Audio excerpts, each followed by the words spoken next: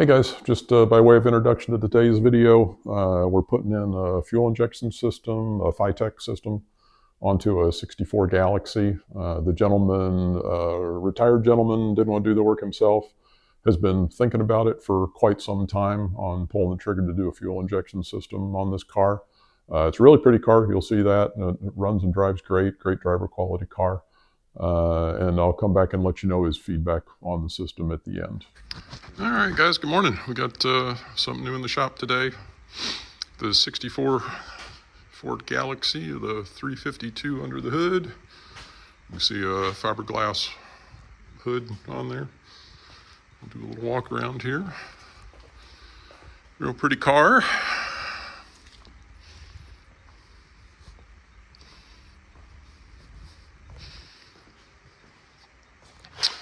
XL version.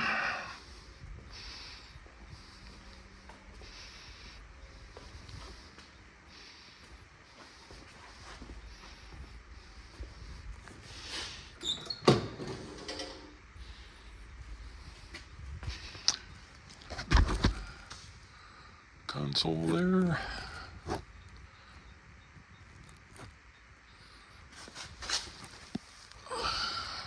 Headliner looks real nice. And all the upholstery and everything. It's not a fresh restore. I think it's been at least about 20 years or so since anybody's done any restoring. Just a real nice driver quality car that the owner's enjoying.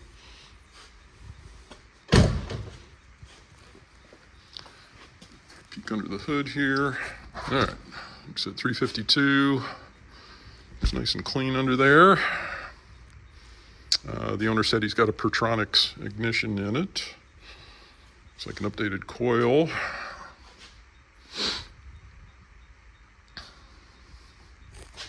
It's a fiberglass hood, so no springs on that, so you don't break the fiberglass. And then the hood prop, there's not really a thing for it there, but since you don't have springs holding the hood up, then this one just props up like that.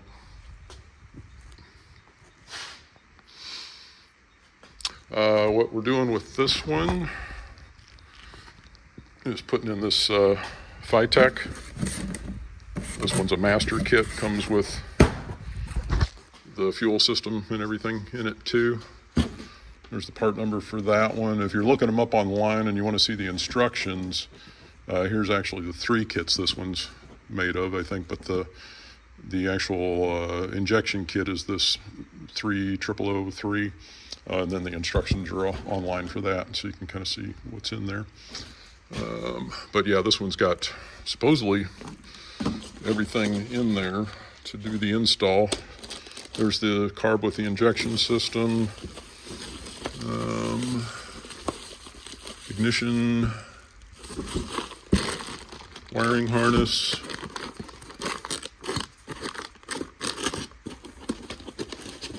that'll be fuel pump. Looks like filters. Yeah, 100 micron, 10 micron, so the finer one will be the post. Little fittings in there. Fuel hose.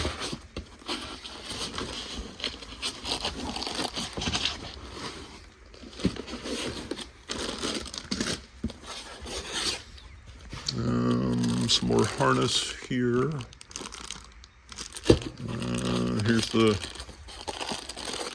it's got the hose clamp on ferrule for the exhaust. O2 sensor. We got here.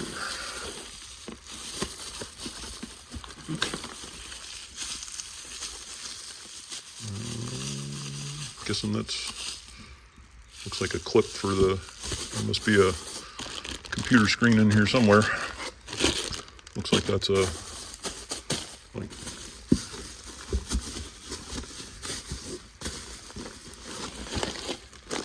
looks like a phone holder, but I'm guessing it must be for the computer screen. Aha, there it is. Sitting up here with the carburetor. Okay. Very good. So yeah, we'll see how this one goes. Should be pretty stock, other than or the system here existing car is pretty stock other than, like I said, the ignition system, so should be fine with all that. We're going to get started.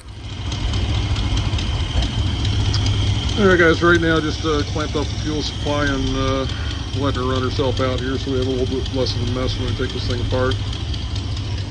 And I've been going through the kit, checking things out. This one's actually got a supply side with an AN, number 6 AN, and a return side off the throttle body. So a little bit different than some other kits that are out there. Alright, we just ran out of fuel. So getting the battery disconnected here, and we'll probably go ahead and fix these for the customer too. We got like a negative battery terminal here, and then something is getting its ground, you know, just with that inside that terminal. So we'll probably go ahead and do that a little bit differently. And on the positive side, there's one with I in there. So see about those. We're actually noticing we're a little loose here on the starter relay too, and I'm not entirely fond of the negative battery cable comes down here and hits the bracket for the generator. I would rather see that on the block. It seems like just a few too many connections to go through there to get a good ground, but we'll see.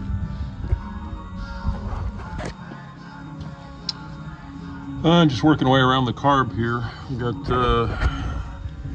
throttle linkage there. Looks like kickdown linkage going back down there, so I don't think we'll have to make any change with that. So just the throttle linkage right here. Return spring. On the front here, we got the PCV port. That's the only vacuum port I see in use.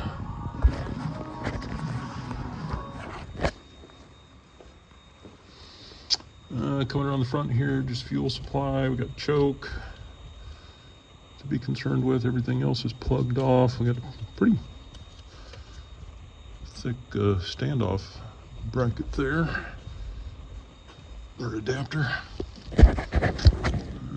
Fuel supply, choke, nothing around the back side. So all that should be fairly straightforward. Make sure she fits. I don't see any other vacuum going on. And just when you're doing these systems, make sure you disconnect the battery first. Alright guys, just checking out the FiTech unit here. It's like our, I'm going to try and make this the rear just so cables are a little less visible and connectors and whatnot, but so that means this guy here will probably be the PCV connection. And I think that's the only vacuum connection we're using, because yeah, there's no, yeah, it's manual brakes. He does have a dual master in there. Looks like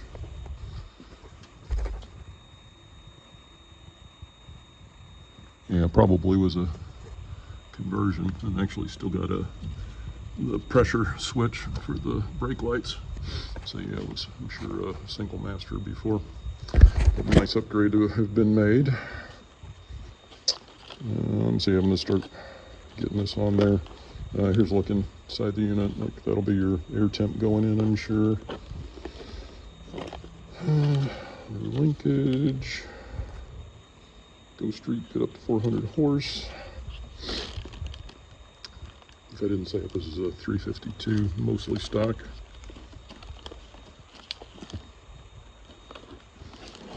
And then, yeah, the map and all that. There's a throttle position sensor there.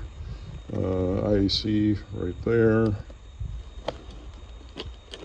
I think that's all I can see from the outside, but go ahead and pop this on there and have a look. Yeah, it looks like we're in pretty good shape for throttle here. Got the springs connected back up. I can put that right back in the hole there. Not even adjust any lengths. Got a kick down and everything connected. No surprise, but the PCV is going to have a longer hose on it to reach around there. No big deal there.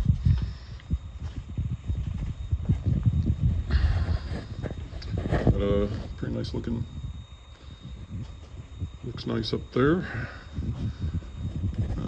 This one I haven't looked yet. Pretty sure that's going to be for coolant sensor, and we'll see. I don't see any other ports on there, so we'll see about putting a T in the system or something. So I tried it when we can. I try to keep the regular dash gauge working also, along with the to run the car. Obviously the coolant temperature, the electronic one, has to be installed properly. So we'll see what we come up with there. And here, just getting our wiring pointed out back. So, that's what she looks like on the car. Here's with the fuel delivery moved down to the fuel pump anyway, and fuel blank off plate installed in there, so don't forget to order that when you're doing these kits. And I just got the fuel line down here off the frame, blocked off for the moment. In this case, we're going to have the fuel coming up the front of the engine here. So I'm going to, these on this system, any of these three can be the inlet for the fuel, and then this one has to be the return back here. So I'm going to actually swap these two and use this one for the inlet, so it comes up and goes straight in there. And I'm just looking at the coolant temp sensor here. I think I'm going to leave the stock one alone, so that won't interfere with the dash gauge. I can kind of tuck this wire under here. He's got the heater core bypassed on this one, so I think I'm going to run that right over here, break into this bypass line and put a T in there, and then put the temperature probe right in there. So that should work out pretty good. Set that there for the moment and give it a little bit more thought, but I think that's the direction I'm heading on this one. All right, just looking at the O2 sensor here too. It comes off the back of the unit here. So probably going to just keep it on this side. I don't have any reason to cross over. Probably add a cable clamp on the firewall there. Taking advantage of a hose clamp there right now. And just run it down in there, just let that hang until I get the car in the air, but it looks like we've got a pretty straight shot on the exhaust to mount that up. Take a look at it when I raise the car up. Alright guys, just starting some of this harness stuff. Coming off the front here. We go into this two connections here actually. And then one of them goes into a fuse box. Here's the fuse box, so I'm looking at putting that right there. The fuse box has a red wire that goes to battery, so I think we're going to use, we already got some stuff running up this way, so I'm going to plan on running that one up to the battery this direction. Probably go ahead and put some loom on this stuff to make it a little bit neater too. And then the white is, which one was it? I think it's the keyed 12 volts in. Yeah, white's the keyed, and then the blue is the tact signal. And some systems don't like it, but on this one it seems like it's okay if you take the 12 volts keyed off the coil. On this car, the coil's on the other side. So I may look a little bit if I can, because those wires are going to come out of this, run back here, go to this connector, and then right back up. So I may explore breaking those out of this loom. I can see a white one in there right now, and I'm sure there's a blue one in there too. So, but if not, then I'll get it loomed with these others, and so it at least looks neat, even though it's going out and back. and then get our keyed 12 volts off the coil positive and our tack signal off the coil negative. And this is a Pertronic system, so there's no CD system or anything like that. So we should be able to take our stuff right off the coil. These other two wires coming off this thing is AC in, so it'll kick the RPM up if the AC comes on. This one's not an AC car. And also fan control to a relay, but this is direct drive on the fan, so we don't need to worry about those two. I will, once I'm done with everything, I'll clip those or hide them in a loom and just make sure that they are electrically safe. The last one I dropped down to the bottom already. Also coming out of this relay box is an orange one. And that's dropped out the bottom. That one runs back to the fuel pump. Yeah, guys, just an update on the wiring. We got our ignition box mounted over here. Seemed to work well. The positive and negative are carrying across under the radiator support here and ready to connect up over there. And then the purple and green here just aren't used, so I just kind of taped those in line, the connectors inside there, so it just, at least it doesn't stand out, it's just hanging there like that.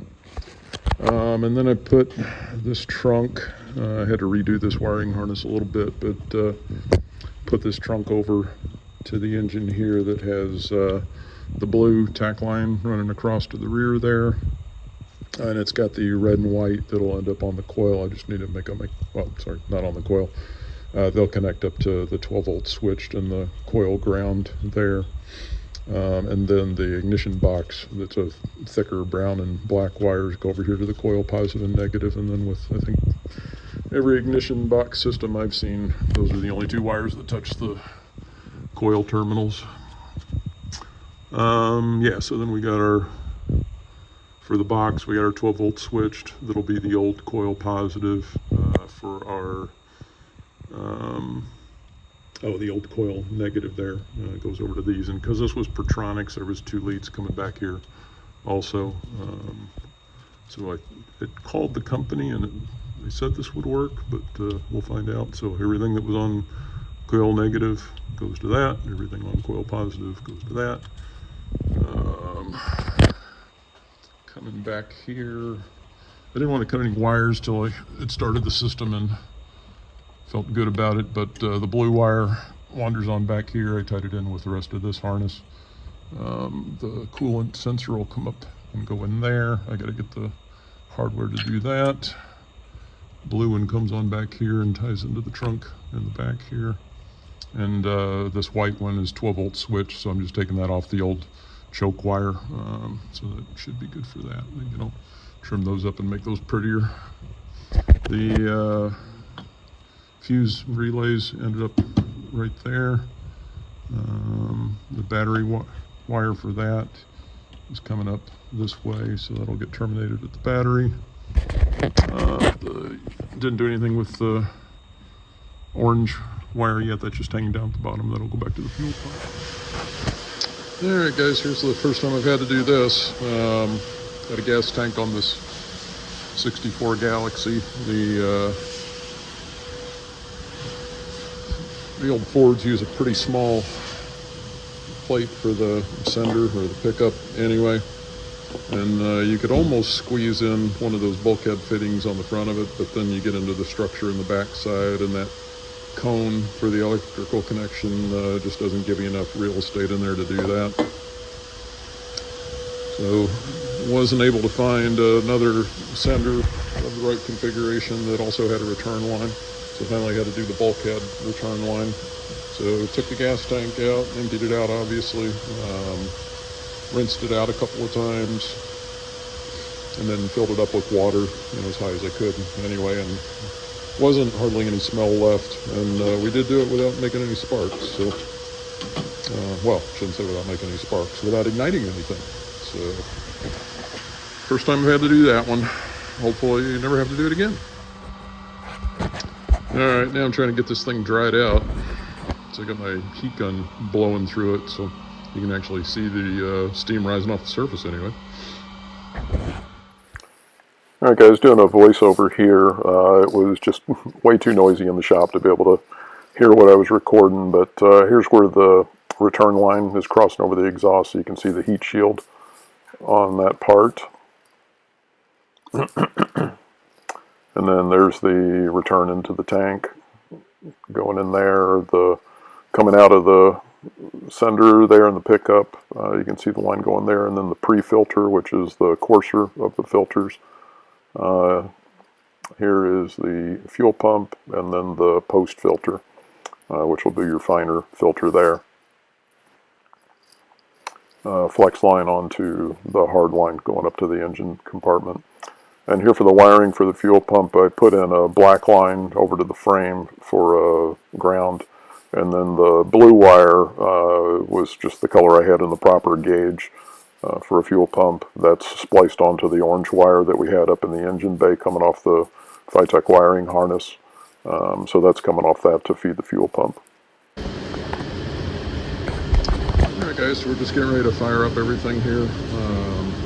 Or do its initial programming and stuff, I guess, is more accurate. But just one last run through everything. The fuel pump and everything we looked at. Just finished refilling the tank with some gas. Got like 7 gallons in there. We got the CD box mounted over here. We didn't do any cutting of the loops because it's 8-cylinder.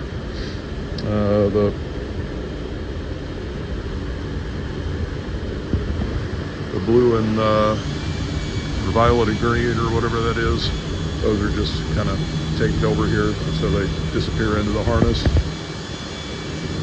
Right there. The red and the black go over to the battery. There's our red coming in. There's our black coming in. This one was already existing, and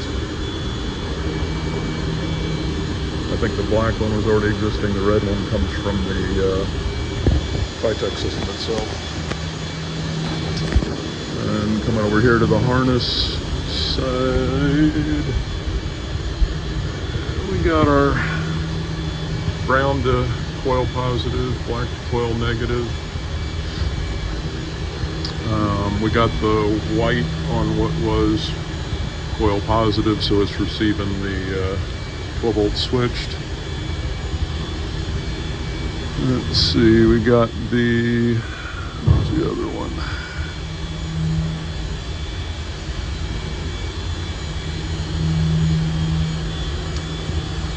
There. Yeah, the red comes over to, small red comes over to coil negative, and then the two from the Pertronics system just go to the same connections they were at for those wires. They come off the coil. That just gets connected up to the box over there with those two. It's the only thing on those on, I think, every CD system I've dealt with. And we got our blue coming over here through some harness and then connected up to the TAC input for the FiTech system. That's all that. Fuel got coming up to here, return going back there.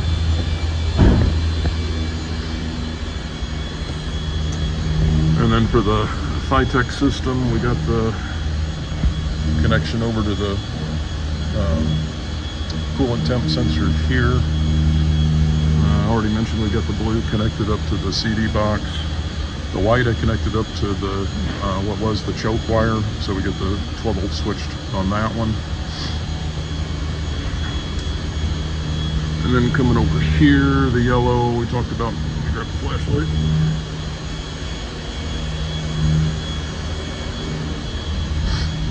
The orange we talked about before is going back to the fuel pump. The red and the, or sorry, just the black comes up here to the battery positive.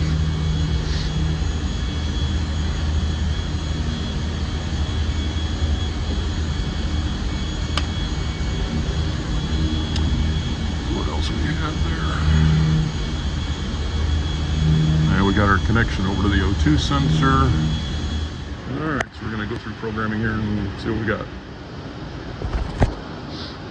I should add too, we did the vacuum connection back here over to the PCD valve. None of the other vacuum ports are in use. The throttle, I had to do a little bit of adjustment too to get rid of some of the interferences. Right here, I put just a little tiny bend in it to clear that bolt when it cycles. And then this one here, I bent back just a little bit so it wouldn't get that spring return connection. And I think that's it for that. We got our module just looped over here and sitting on the firewall. Right now we just got the key turned on. So you can see we got our LED light on the CD box. Got our screen up here, so I'm just starting to go through the parameters. Alright guys, just went through the setup here. Nothing too fancy on the engine setup. It had the cam and things like that, which on this car pretty well stock. Fuel setup was percent ethanol, things like that. Idle setup, I just backed it off to about 650 to start with. The fan and the AC control were enabled, so I turned both those off. That's where we're at. Alright guys, here's the car running. I'm just going to do a voiceover on this again, pretty noisy. So here you can see the RPM tracking about 850, and that's preset a little bit higher with the cold startup. Coming around to the exhaust heat.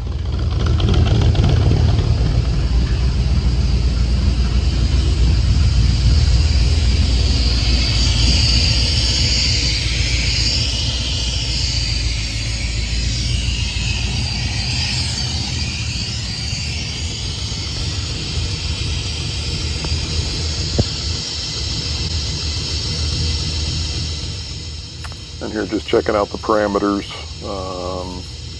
watching the temp come up a little bit there. You can see the AFR percent at 13.7, 13.6, so pretty well on target there.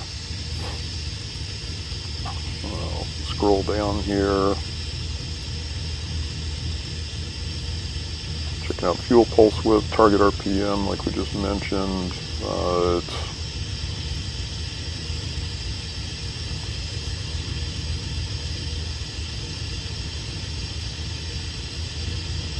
There you can see the air temp, so 55-degree day. Battery is charging at 13.4 volts.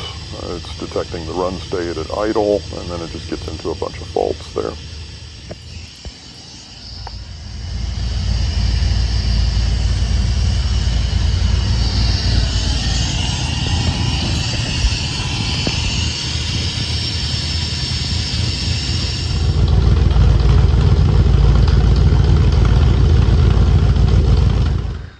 Alright guys, we're just going to do a little check after we've been running it for a bit.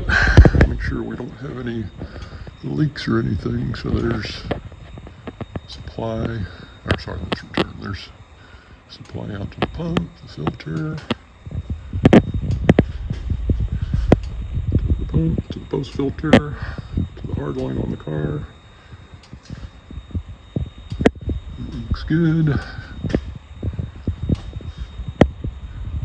Return back here, so looking good.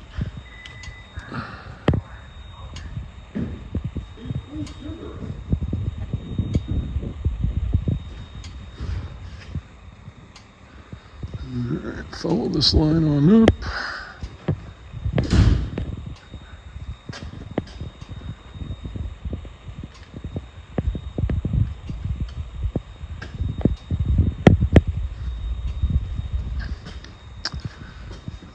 May go ahead and add some of that heat shield tape right here. Should be all right there, but yeah, I might add some just to be on the safe side. We got pretty good separation. Oop. Pretty good separation there, but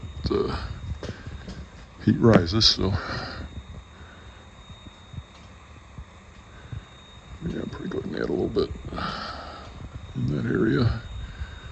Here's our O2 sensor. I don't know if I showed that yet. And the kit just came with this. We can weld it in. I'll talk to the customer about what he wants to do there, but and that wire goes on up the firewall there.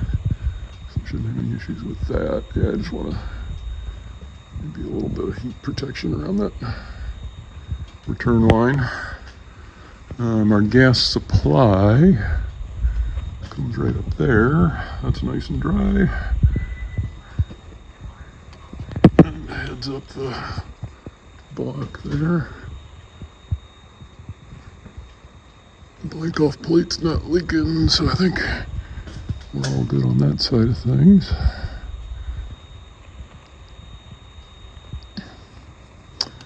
Maybe I'll do something.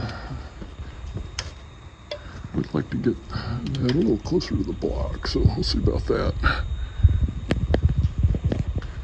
All right, underneath we're looking good.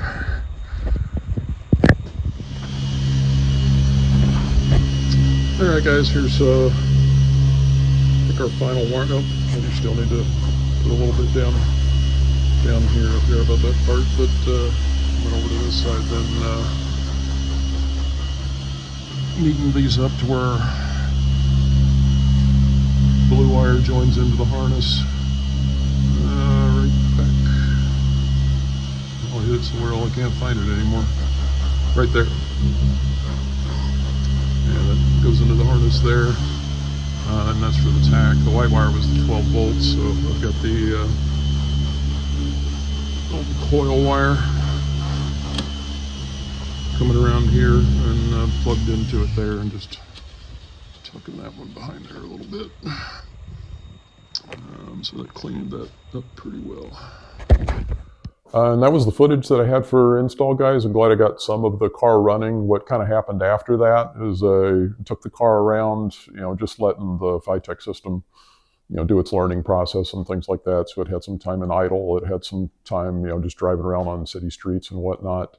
I went ahead and gave the owner a call so he could check it out and, give some thoughts as to what he thought of the system and if he wanted me to make any changes.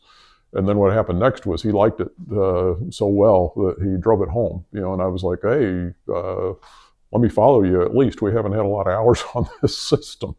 So anyway, followed him home and it ran great. And he did say when he got to a nice straightaway on the way home and he kicked it into gear, then he said it really took off. He could definitely feel the additional horsepower on the system with both the fuel injection being added and the ignition system being an addition on that one too. So he was super pleased, and what he said was that he just should have pulled the trigger on this years ago.